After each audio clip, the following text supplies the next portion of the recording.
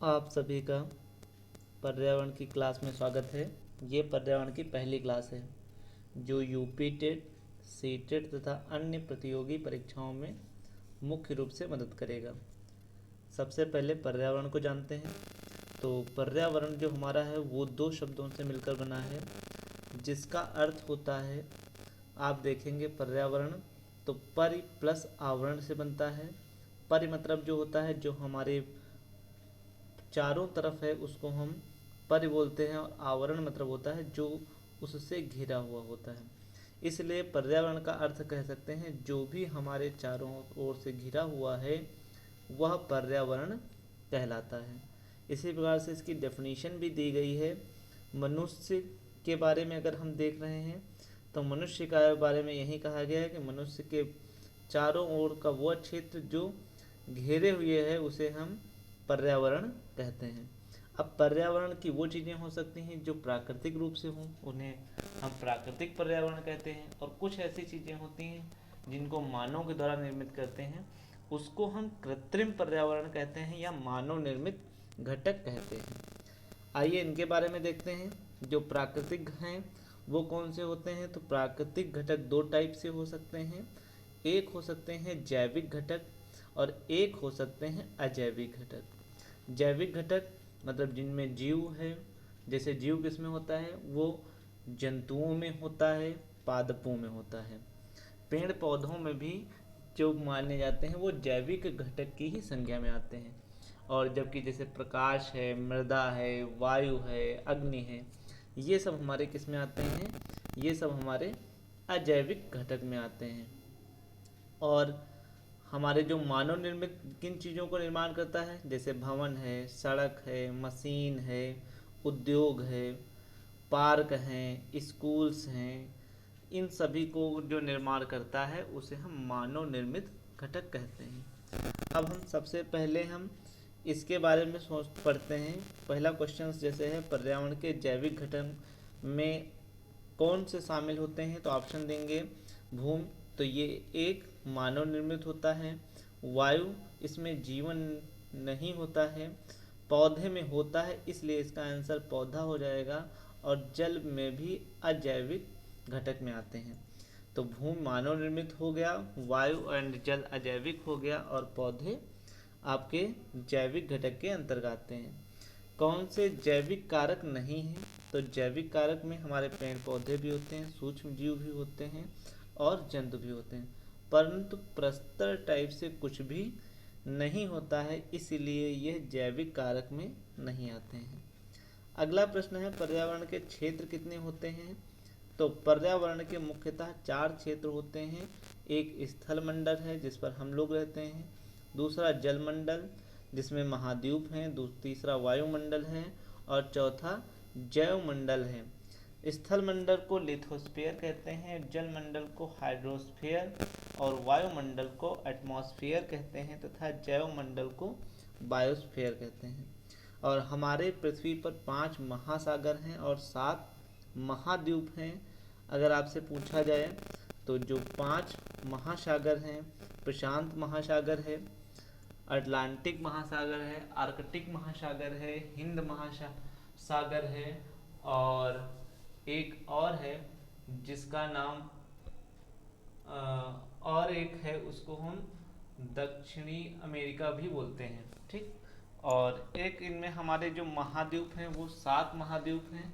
7 महाद्वीपों में अगर आपसे पूछा जाए तो सबसे बड़ा एशिया महाद्वीप है, और उसके बाद यूरोप नंबर 2। आपके पहले नंबर पे एशिया हो गया, सेकंड नंबर पे यूरोप हो गया, थर्ड नंबर पे अफ्रीका हो गया, फोर्थ नंबर पे उत्तरी अमेरिका हो गया, 5 नंबर पे दक्षिणी अमेरिका हो गया,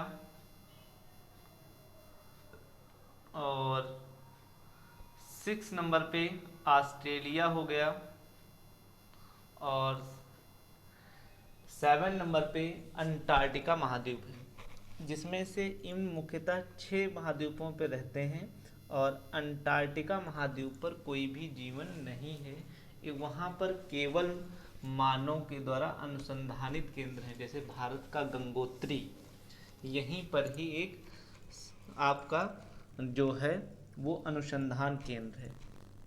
आइए पढ़ते हैं, जिसमें हम लोग हैं वायु, जल, स्थल। तो जल वायु में वाटर, और स्थल को लैंड पे पाते हैं, और यही हमारा सब बायोस्फीयर का निर्माण करता है। और वहीं पे जहाँ पर ये सभी चीज़ें होती हैं, स्थल भी होता है, वायु भी होती है और जल भी होता है, वहीं पर ही जीवन संभव है। आइए सबसे पहले हम स्थल मंडल के बारे में देखते हैं। तो पृथ्वी का लगभग 2/3 भाग जो है वो जल से घिरा है, और 1/3 भाग जो है वो भाग स्थल से है, लगभग 29%।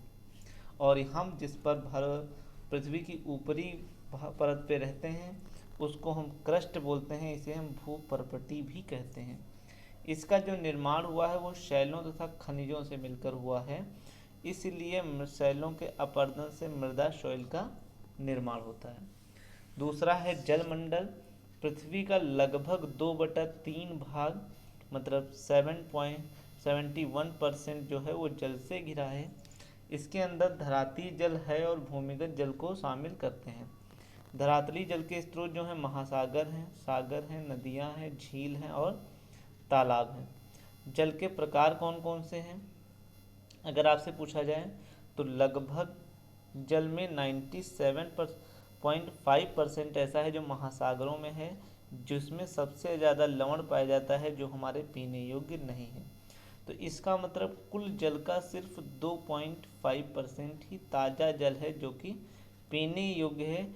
इसलिए कहा जाता है कि जल बचाओ, और जल बचाने में भी उसका जितना आता है उसमें से सबसे स्वच्छ हिमनद का ही होता है 70%, और उसका ही 30% ही उसका पीने योग्य होता है। अगला है वायुमंडल। और वायुमंडल में अगर हम पढ़ते हैं तो वायुमंडल को एटमॉस्फेयर कहते हैं, जो हमारे चारों ओर से वायुमंडल गुरुत्वाकर्षण के कारण अवस्थित है।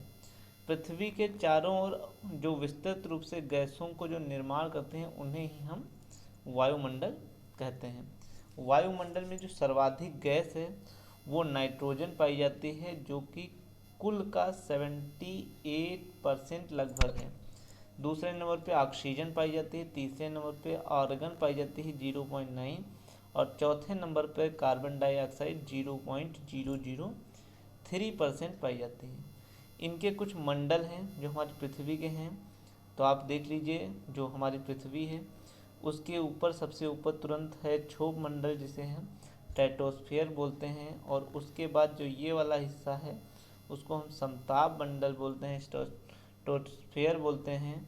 उसके बाद है वो मध्य मंडल है, और इसके बाद जो है वो हमारा आयन मंडल है, और सबसे बाहर वाला है उसे हम बाह्य मंडल कहते हैं। क्योंकि जीवन पृथ्वी के ऊपर ही पाया जाता है, तो इसलिए जीवन जो है इस क्षोभ मंडल में पाया जाता है। इसीलिए इसमें यहाँ की जो हवा का घनत्व है वो सबसे अधिक पाया जाता है। तो यहाँ तक ये क्वेश्चन पूरा था। ये हमारी पर्यावरण का पहला पार्ट था। अगले में हम पर्यावरण का हम लेकर आएंगे जो यूपी टेट और सी टेट के लिए आपके लिए बहुत महत्वपूर्ण होगा। Thank you. आप हमारे इसी प्रकार से वीडियो पाने के लिए इस चैनल को शेयर और सब्सक्राइब जरूर करें। Thank you to all. Have a nice day.